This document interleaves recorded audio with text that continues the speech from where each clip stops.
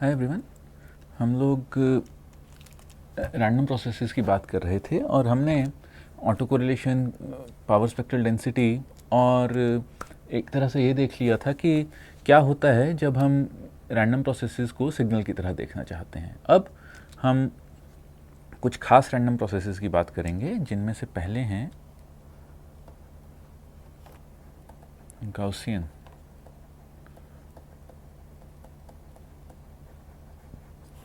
Random processes. तो एक random process xt Gaussian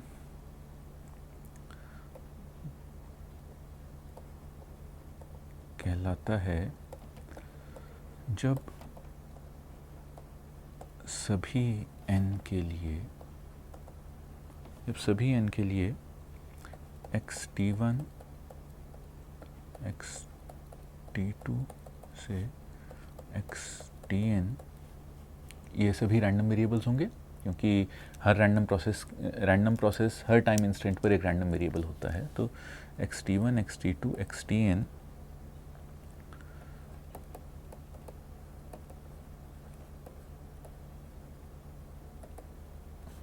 jointly Gaussian हो। और अलग सेंटेंस था। और हम एक Gaussian process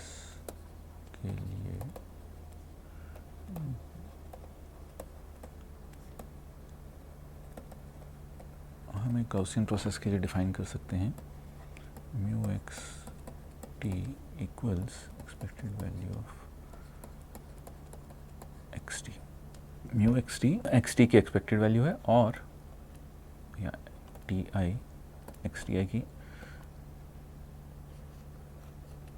x x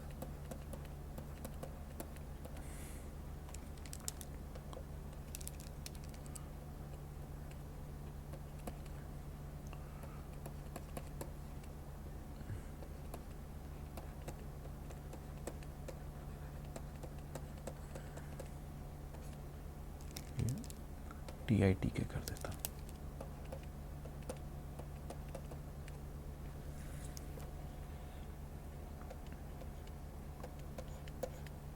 x T के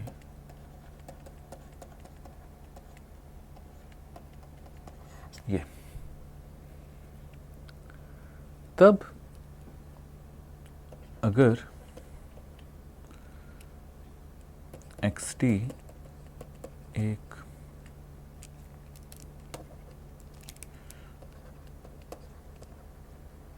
Gaussian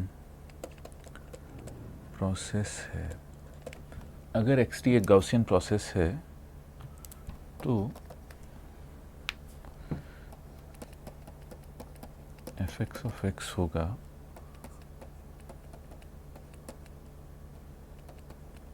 to real sigma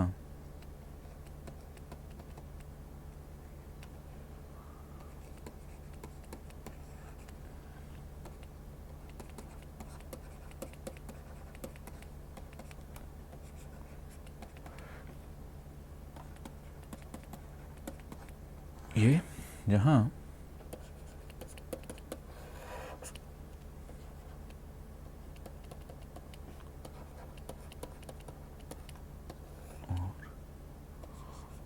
sigma होगा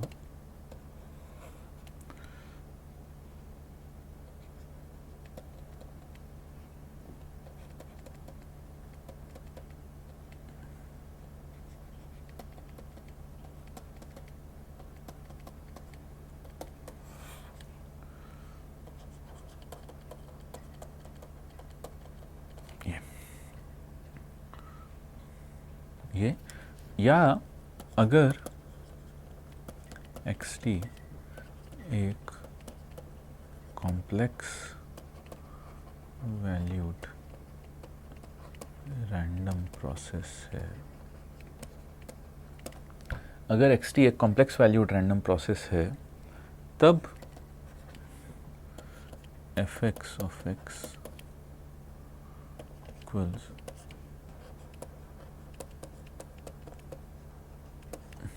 पाई सिग्मा और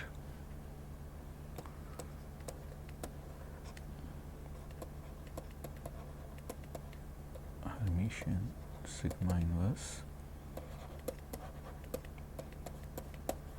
ये इसकी अब गॉसियन रैंडम प्रोसेसेस की, ये गॉसियन रैंडम प्रोसेस की डेफिनेशन है। अब हमने एक बार गॉसियन रैंडम प्रोसेस को डिफाइन कर दिया तो गॉसियन रैंडम प्रोसेसेस की प्रॉपर्टीज,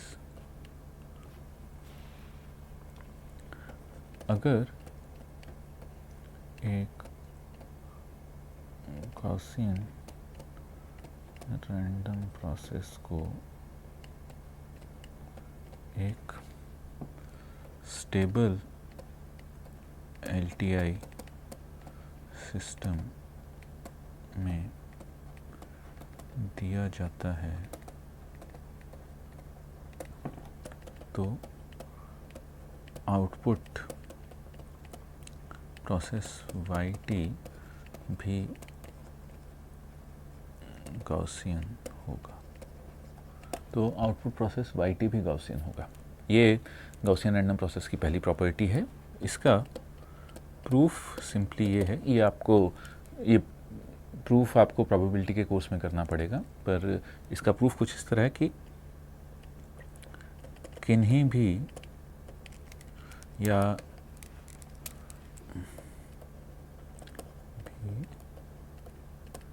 गॉसियन रैंडम वेरिएबल्स का लीनियर कॉम्बिनेशन गॉसियन ही किन्हीं भी गॉसियन रैंडम वेरिएबल्स का लीनियर कॉम्बिनेशन गॉसियन ही होता है। इसमें इसीलिए और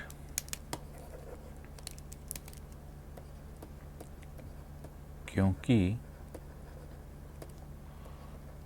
कॉन्वोल्यूशन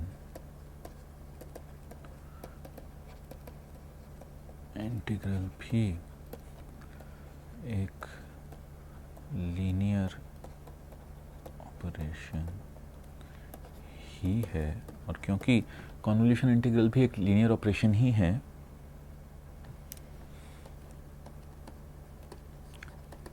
इसीलिए किसी भी एलटीआई सिस्टम के इनपुट पर गॉसियन रैंडम प्रोसेस देने से आउटपुट भी गॉसियन रैंडम प्रोसेस ही होगा। इनपुट अगर गॉसियन रैंडम प्रोसेस होगा तो आउटपुट भी गॉसियन रैंडम प्रोसेस ही होगा। 2, अगर एक गॉसियन रैंडम प्रोसेस वाइटसन स्टेशनरी है तब वो strict sense stationery,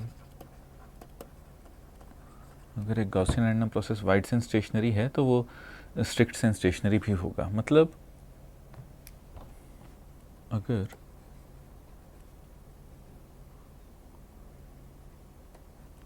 x T वाइटसन stationery है तो mu x t mu x,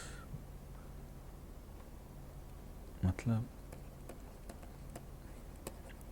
किसी भी वेक्टर एक्स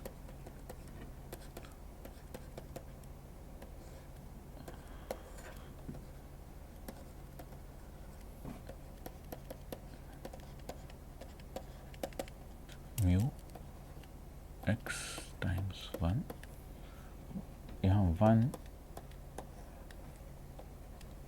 ऑल 1 वेक्टर है, या 1 का मतलब है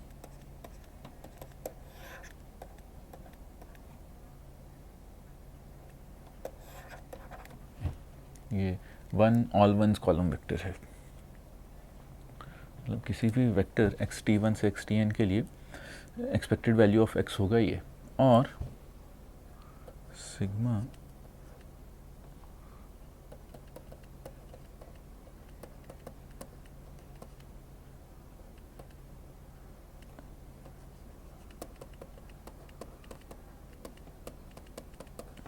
सिग्मा एक्स एक्स टी के माइनस टी आई, मतलब अगर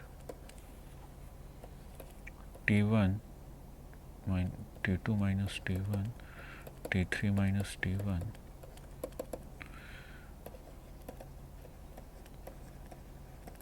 तब सिग्मा भी, तब कोवेरियंस मैट्रिक्स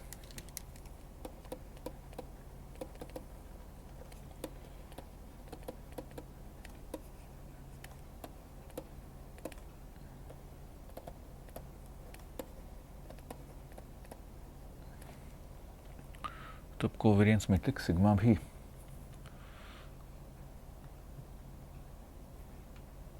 फिक्स्ड ही होगा। तो अब मैं लिखता हूँ F x T1 T2 x Tn x1 to xn equals x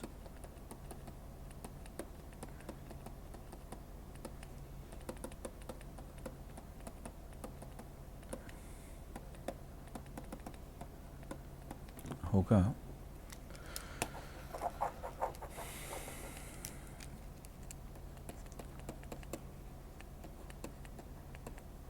pi sigma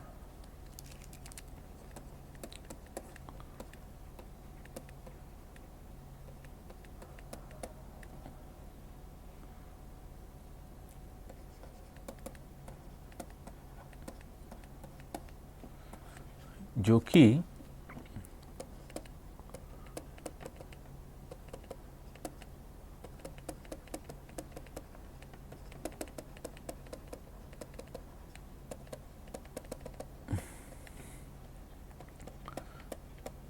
किसी भी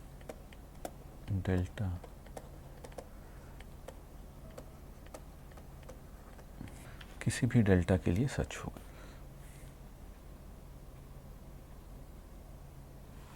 अब ये एक गॉसियन रैंडम प्रोसेस की दो ऐसी प्रॉपर्टीज़ हैं जो कि हम देख रहे हैं। वैसे अगर पहली प्रॉपर्टी का एक डेरिवेटिव है, अगर y equals -0 to t gt xt dt, तब y गॉसियन ही होगा, जहाँ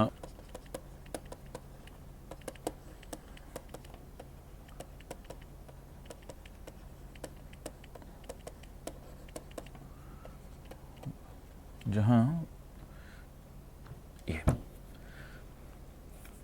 ऐसे ही इसका कोरिलेशन मैट्रिक्स भी मैं निकाल सकता हूँ, पर ये भी गॉसियन होगा। ये पहली प्रॉपर्टी से प्रूफ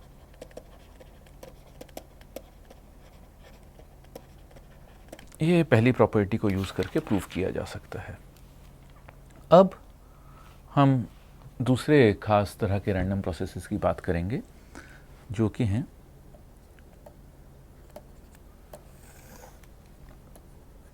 वाइट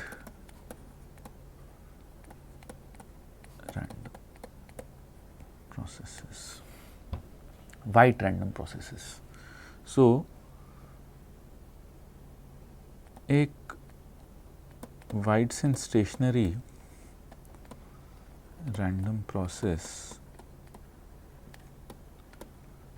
वाइट कहलाता है, एक white and stationary random process white कहलाता है जब SXXF, मतलब कि उस रैंडम प्रोसेस की पावर स्पेक्ट्रल डेंसिटी कांस्टेंट, मतलब कि उस रैंडम प्रोसेस की पावर स्पेक्ट्रल डेंसिटी कांस्टेंट हो, मतलब कि उस रैंडम प्रोसेस की पावर स्पेक्ट्रल डेंसिटी कांस्टेंट हो, तो तब वो रैंडम प्रोसेस वाइट कहलाएगा। मतलब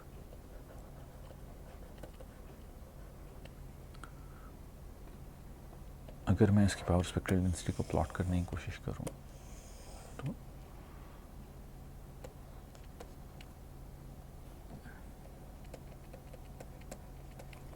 ये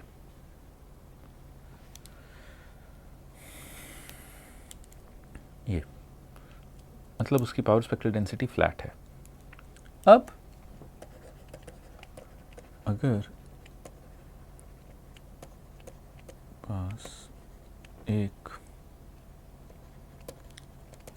वाइट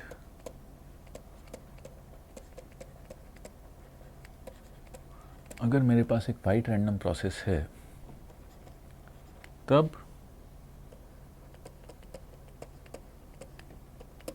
के और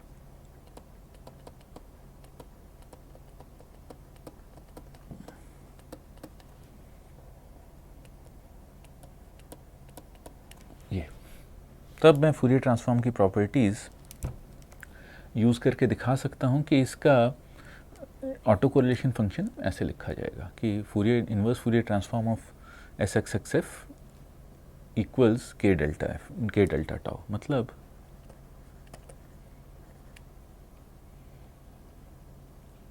expected value of xt x conjugate t minus tau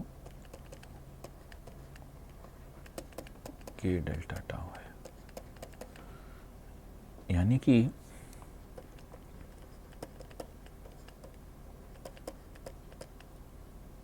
equals 0 for tau not equal to 0, ये टाउ नॉट इक्वल टू 0 पर 0 है।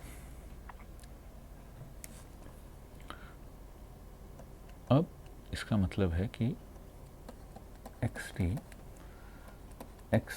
टी माइनस टाउ से ऑर्थोगोनल है, मतलब कि एक्स टी माइनस टाउ से ऑर्थोगोनल है, या एक्स टी अपने सभी टाइम शिफ्टेड वर्जन से ऑर्थोगोनल है, या एक्स टी अपने सभी टाइम शिफ्टेड वर्जन से ऑर्थोगोनल है। तो अगर एक्स टी अपने सभी टाइम शिफ्टेड वर्जन से ऑर्थोगोनल है, तब हम क्या करेंगे? तो क्योंकि एक्स टी अपने सभी टाइम शिफ्टेड वर्जन से ऑर्थोगोनल है, तो अगर एक्स टी एक ज़ीरो मीन प्रोसेस है, अगर एक्स टी एक ज़ीरो मीन प्रोसेस है, तो एक्स टी और sigma X X tau equals R X X tau equals 0 for tau not equal to 0, मतलब कि एक्स टी अपने टाइम शिफ्टेड वर्जन्स से अनकोरिलेटेड है। तो अगर एक्स टी एक ज़ीरो मीन वाइट प्रोसेस है, तब एक्स टी अपने टाइम शिफ्टेड वर्जन्स से अनकोरिलेटेड है। तब xt अपने टाइम शिफ्टेड वर्जन से अनकोरिलेटेड है। ये हमारे लिए ज़रूरी है। अब अगर xt एक गॉसियन प्रोसेस है, तब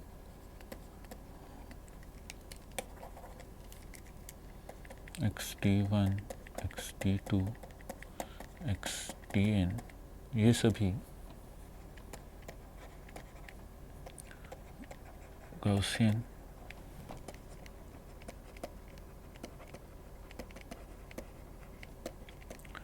तब xt1, xt2, xtn ये सभी गॉसियन रैंडम वेरिएबल्स हैं। ये सब हम सब जानते हैं, हम ये बात कई बार कर चुके हैं, पर फिर भी xt1, xt2, xtn ये सभी गॉसियन रैंडम वेरिएबल्स हैं। और हमने दो Gaussian variables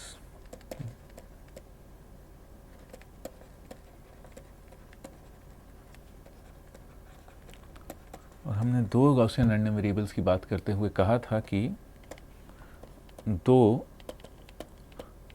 uncorrelated Gaussian random variables हमेशा इंडिपेंडेंट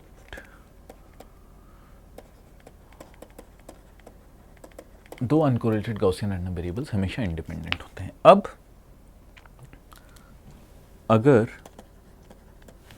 xt एक ज़ीरो मीन गॉसियन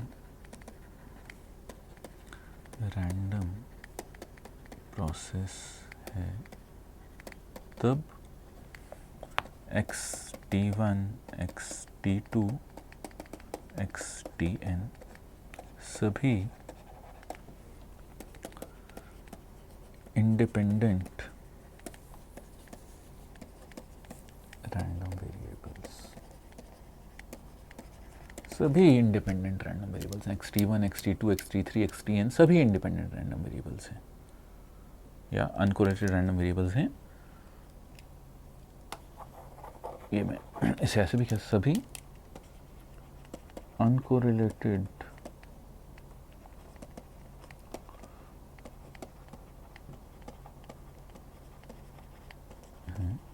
और क्योंकि वो गॉसियन है तो वो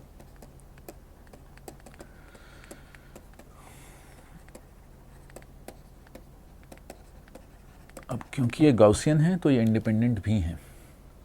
तो अब क्योंकि ये गॉसियन है इसीलिए इंडिपेंडेंट भी हैं, तो इसका मतलब ये निकलता है कि xt xtn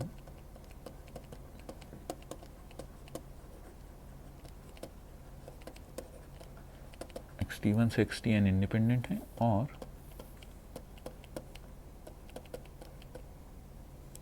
मतलब एक ज़ीरो मीन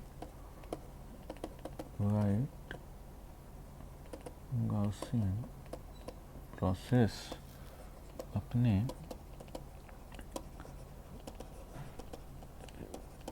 वर्जन्स से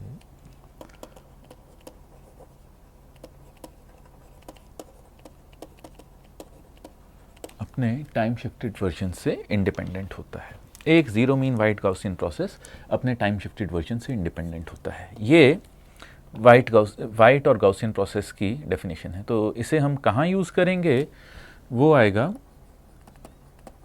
एडिटिव वाइट गॉसियन नॉइस, जिसे कि हम अगले लेक्चर में देखेंगे, जो कि नॉइस के बारे में होने वाला है। Thank you.